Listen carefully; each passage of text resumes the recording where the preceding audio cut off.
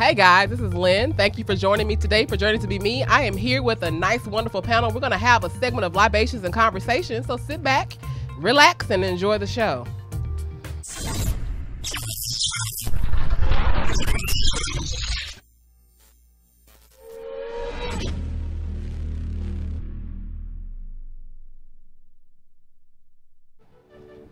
Hey Quincy.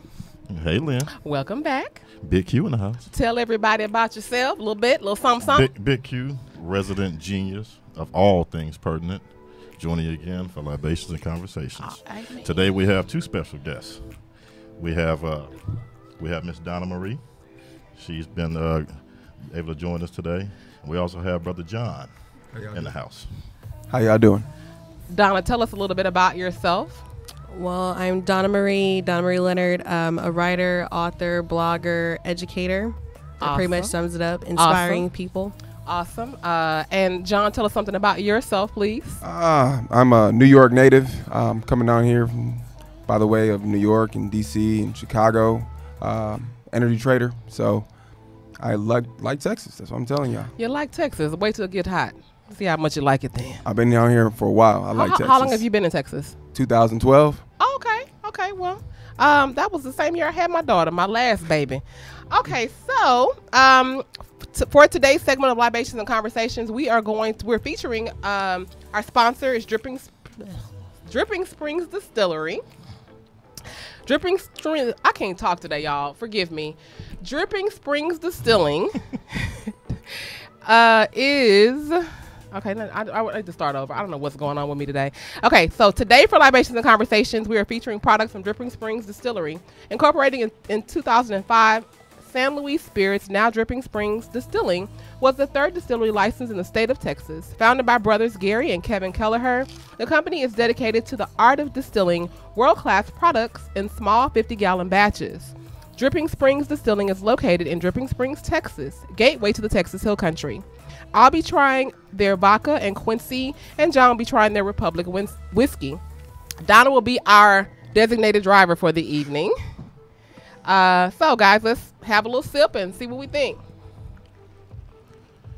Now, I tried the Republic whiskey, and me and John were just discussing it. Very smooth. Oh, yeah. I definitely like this drink. And I'm usually a guy that likes ice in his whiskey. I'm very tempted to try this neat. Yeah, normally I have mine on the rocks also, but this would pair good with a cigar and serve neat. And I'm having the vodka, which is their one of their main products, and it is very good. Now I have to tell y'all, I'm a lightweight, so pretty much I like a little vodka with my cranberry juice. So that's what I'm having, a little vodka with my cranberry juice, and it's very smooth too. But then again, it could be just because it's mostly cranberry juice.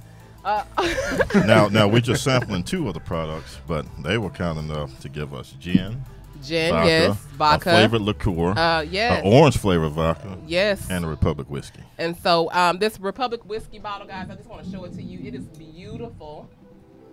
Isn't this a lovely bottle? It's the state of Texas, Lone Star State. It's wonderful. So again, thank you, Dripping Springs, for giving us these wonderful libations for this segment. So, today, we're going to talk about, are you single? Mm-hmm. So, are you single? I covered this topic on my YouTube a couple weeks ago, and I'm of the belief that people aren't really single anymore because they have so many options out there, so many things to choose from. So I want to talk about that. But first, let's watch a little video clip of my YouTube channel. Okay.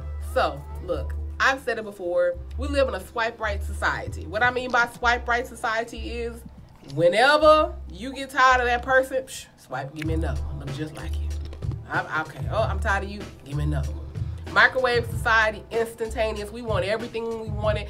I think we have gotten away from the days where you work through something, where you spend time getting to know people and really getting to know and love them for who they are.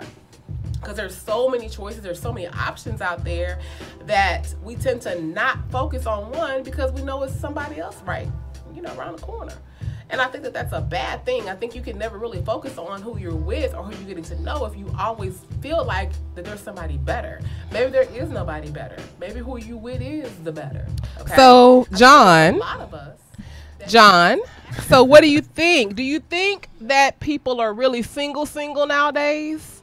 So to be honest with you, people are single. The ones that if on paper, if you're single or if you claim to be single, you're single. So right. There's nowhere to spin that. But if your heart's not in it, technically you're single. I mean, that's real. If your heart is not in it, that's a good way to put it. I didn't think about that. If your heart is not in it, then that means you really are single. Yeah, that's the way. That's the way I'm gonna look at it. Okay. She could be talking to me, but if she ain't really into me, she's still gonna be single. True. So, like, I was thinking in terms of, because later on in that video, I think I said, that you may ask yourself if I'm single, and technically, no, I'm not. Because I think we all have these backup people that we're not really so interested in, but, we might call them if we need a little hookup or whatever. But we're not really interested in investing any serious time in them. So I think I can say that I'm single, but I still have these little backup people. So that's what I really was wondering about. Is single an actual thing? And then more often than not, you'll find you have two types of people. A lot of cases, they are looking for somebody to take them away from a situation that they don't want to be in, or they just get stolen from somebody. Somebody is more aggressive, somebody is more romantic, spends more money. And more money. And captures your attention. I said that out loud. So, single, I feel like we don't have any numbers on this because, like you said, some people have their black book. They have their backup plan. They have a fallback chick or a fallback dude. So, who knows? Okay, so, Don, I want to pose this question to you. Do you think that not being truly single in terms of you're not really investing any particular time into any one person, do you think that hinders finding a true relationship? It just depends. I don't think that when you're single, that means you're just, to me as a woman, you're working on yourself. And when the right guy falls in line for you, then that's when you're no longer single. You're investing your time into that person. I agree. The right guy. I wonder if the right guy actually still exists. What do you think, Quincy? Because the right guy still exists. For me, because I'm kind of a lot to handle. Well, everybody's a lot to handle. You just have to find somebody who's willing to handle. Lynn. Okay. To handle me, because I'm a lot. Okay. All right. So last week, not necessarily last week, but our last segment, we talked about hypergamy, and we visited that topic where hypergamy is the tendency of women to marry up. Men kind of marry where they are, but women tend to want to do a little bit better, and I'm kind of in agreement with that. I can do bad by myself. So, Quincy, let's talk about hypergamy and how it relates to the man shortage myth, because you say that the man shortage is actually a myth, and I disagree. Right. I don't think there's a man shortage. I don't think there's a man shortage at all. I think when women say, well, y'all got it made because y'all have more choices. Y'all have more options. And women say, well, it's nothing out there to date. Well, what are your requirements? Because we talked about hypergamy. This all relates back to hypergamy. A woman tends to date and marry upward. A man can date at his own level and downward. As John, you meet somebody nice. Let's say she's a barista at Starbucks. Facts. Beautiful, but may not have the best career at the time. You willing to go there?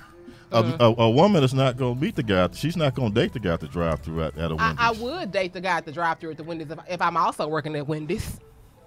But why would I date the driver at Wendy's if I'm making six figures? I'm rolling up in my Mercedes. But what can you do for me, sir? But like we said, John can be on his lunch break. He's a very high income cat. And he can go get him a cup of coffee, and guess what?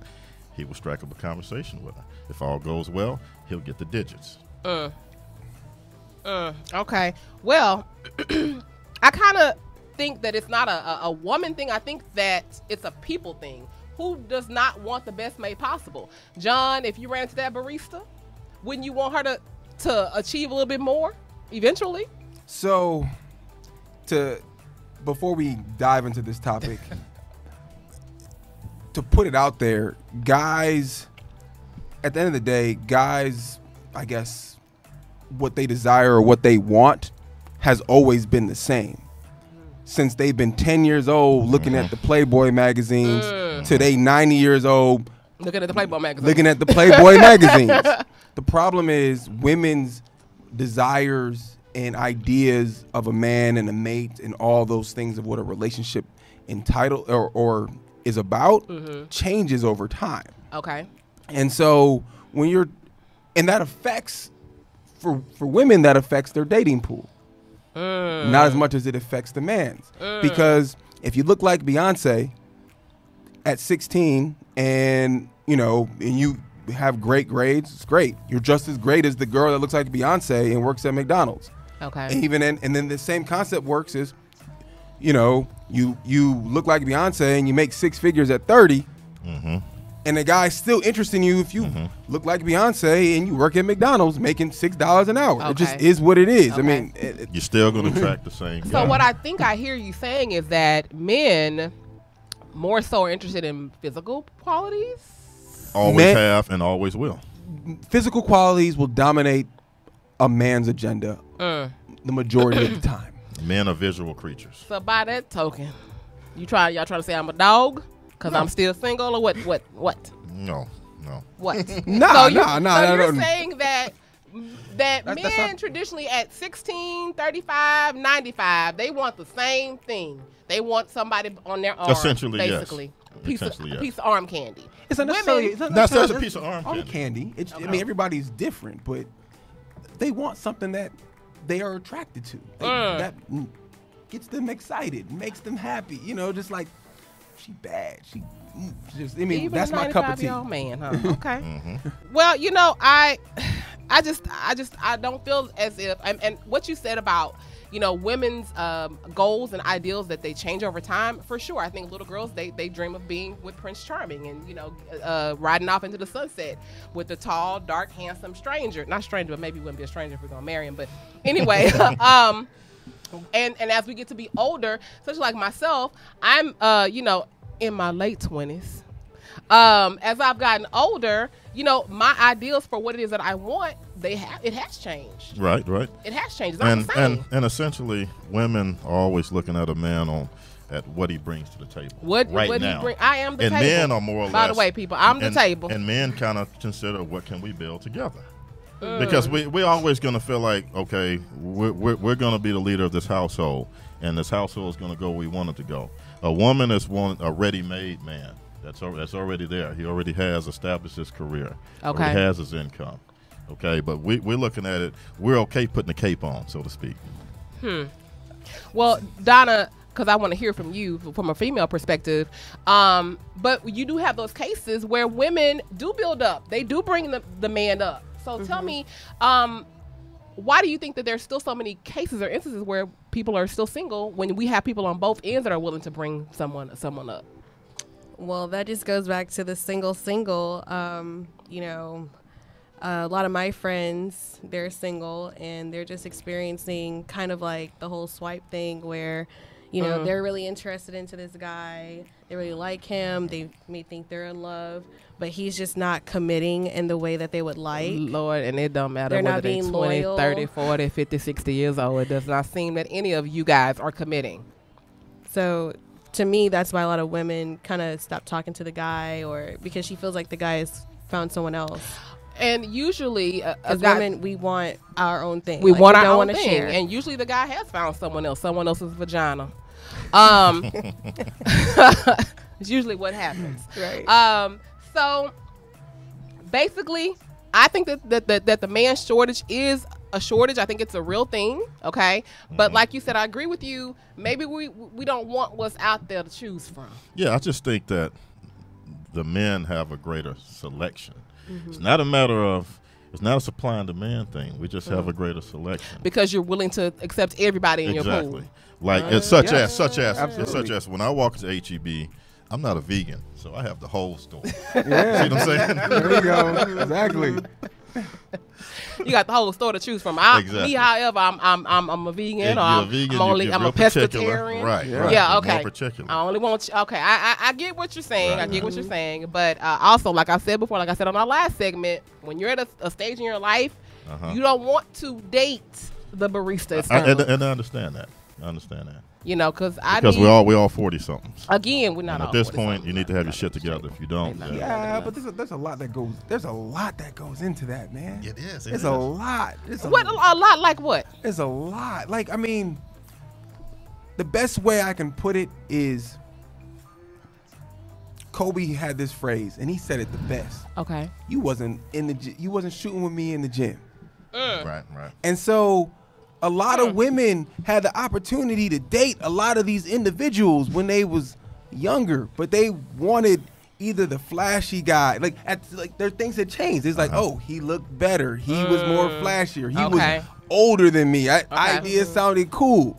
But old boy, he was getting his grades right. He was, he was doing the things he wanted to do. He wasn't on the corner. But a lot of women wanted a guy that was on the corner. And then they wonder, like 10 years later, the guy on the corner ain't on the corner making the same money, or he got moved by the younger kid making the money, or he done made it, he done got caught up in, the criminal. There's a lot of things. A myriad of things. And the reality of it is, a guy gets to a certain age where he's like, well, he eventually does cross that threshold, and now you see him, and the woman has crossed that threshold where she's no longer interested in looks and all this other kind of stuff. It's more like, I'm interested in stability, because that's what it really boils down to. Yeah. And now the man offers stability. Yeah. And so all the same women are now chasing the same man, and now that same man has all these options where he didn't have these options before. Okay. Bingo. Okay. So like yourself, you have a whole lot of options. Of course. 6 feet plus, 6-figure income, beard game tight. What do you think? And so someone that is in my dating pool that I would be interested in talking to, Quincy and I, we're just very good friends, but he has someone like me, someone like her. He got Sally, Susie, Wendy. He have all these options, and me, I'm just over here like, hey, what? You have the options, Lynn. No, I don't have the options. Check your DM. You got options. You just don't want those options. And that's true. That's what it comes down to. Facts. Okay.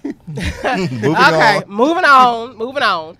So if we're able to snag a relationship, let's talk about relationship PTSD. And we all know what PTSD is, but I'm going to let Quincy explain it a little bit more.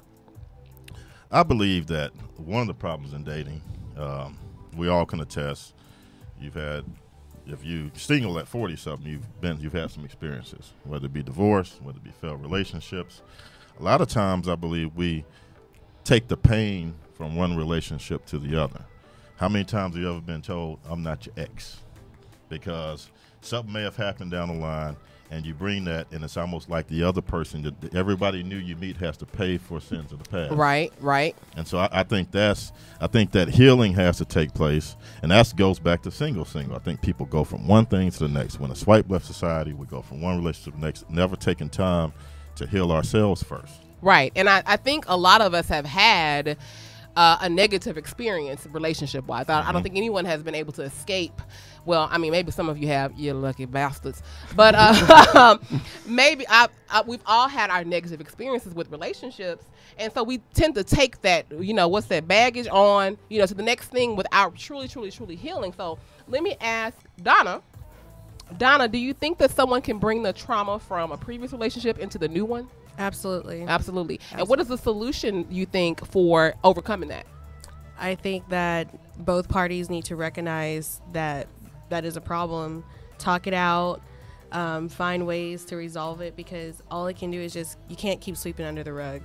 It's just going to make a sore even worse. It won't ever heal. And I agree. That brings in, more sores and festers into the relationship. So John, can two damaged people, two broken eggs, make an egg salad? Like, can two damaged people make a successful relationship? In what situation can they make a successful relationship? So, yes, they can make a successful relationship. I wouldn't suggest that you take two broken people and put them together and make a successful relationship, sure.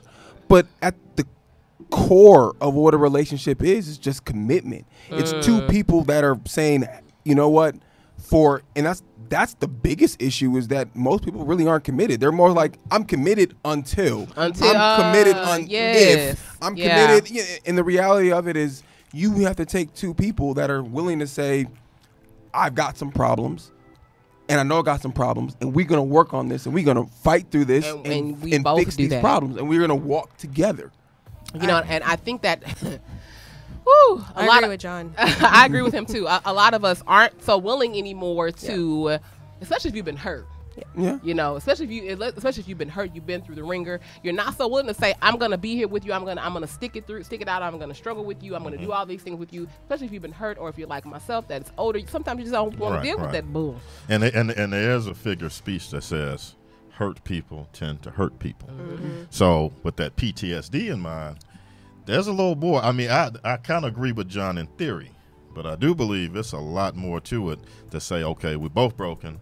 We're going to heal each other. Nope. Oh, that might not happen. I agree. Because your hurt may come from a different place than mine. I've never been cheated on, but I can only imagine how bad that cuts to your core. Yeah. And any subsequent relationship after that, you're going to have that suspicion, that jealousy. You're always going to be looking for something. Well, you can't have a successful relationship looking for something to go wrong. You see what I'm saying? Right. No, if you don't have that element of trust, you definitely cannot have a successful relationship. And I think, I don't think it's possible to have a successful relationship if you're not ready to accept, deal with, and heal your demons, and then be willing to accept that you both have to work on healing your demons individually before you can be really successful. Like, you have to be whole, I think, before you can proceed. Now, one thing John did say is that if you fully committed to one another, you're willing to go through those hard times and say, okay, I know she's been hurt, so I know she's gonna go through my shit. All right, I'm gonna just leave it out there, leave my phone unlocked and all that for her to go through it, because baby, that'll be part of a healing process of gaining trust. And then as soon as she can't get into, you're gonna cheat. No, I'm kidding. Well, it's real hard to cheat when your stuff all in the open. Right. Unless you're Tristan Thompson.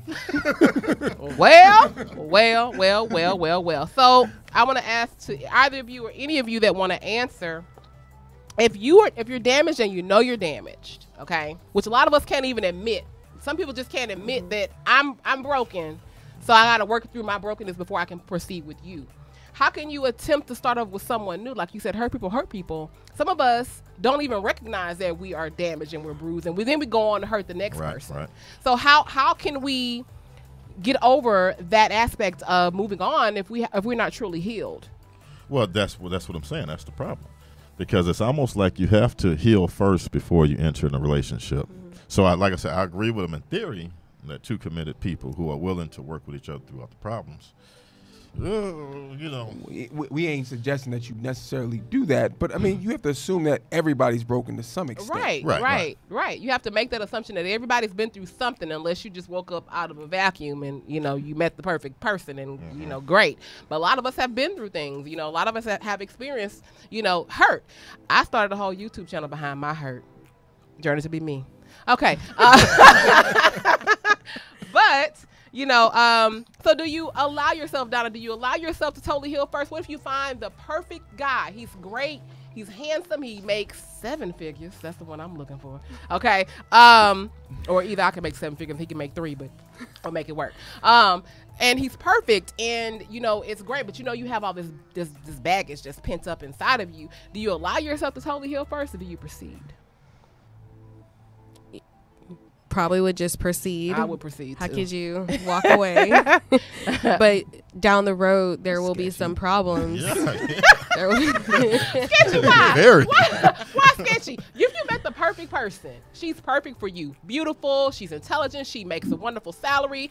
But you're broken. You're damaged. You're not going to proceed? I'm going to proceed, but you wouldn't wish that I didn't. And that's why it's sketchy, and the vice versa. Okay. So the person that you're into, you're gonna be like, damn, I shouldn't have proceeded, because we'd all proceed. That's what we do. Yeah, we proceed. Exactly. That's what we do. Exactly. Yeah, I agree. We proceed, and then we begin. We mess it up. To mess it up. Yeah, because we haven't healed yet.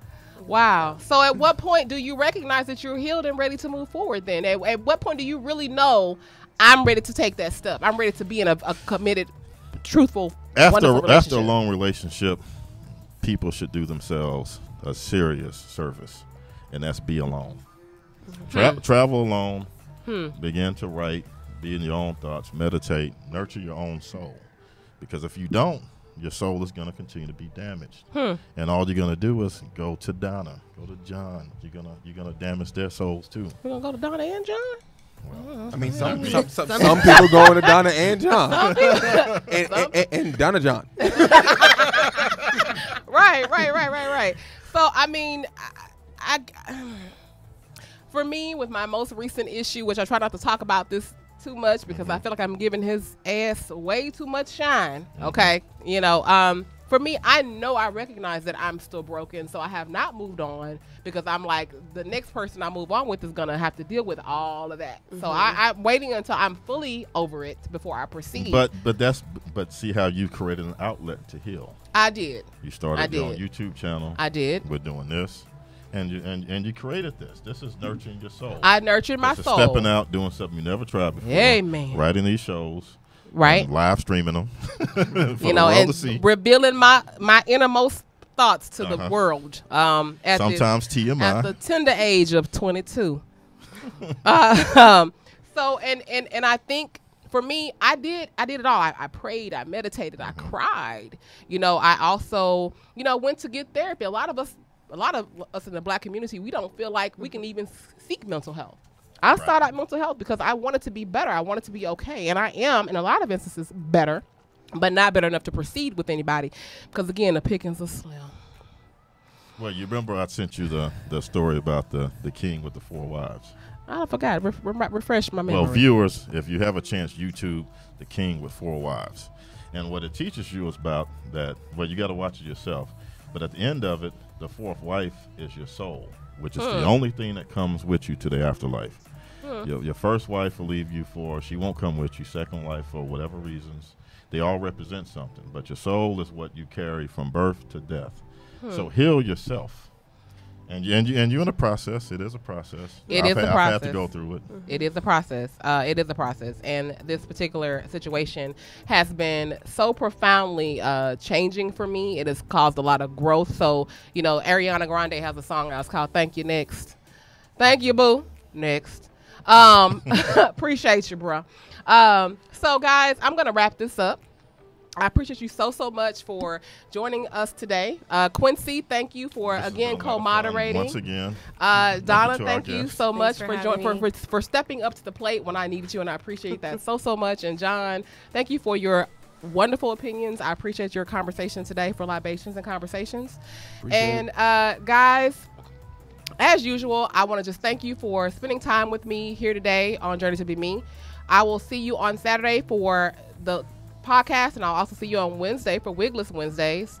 Like I always like to say, be better today than you were yesterday, and be better tomorrow than you were today. Talk to you soon.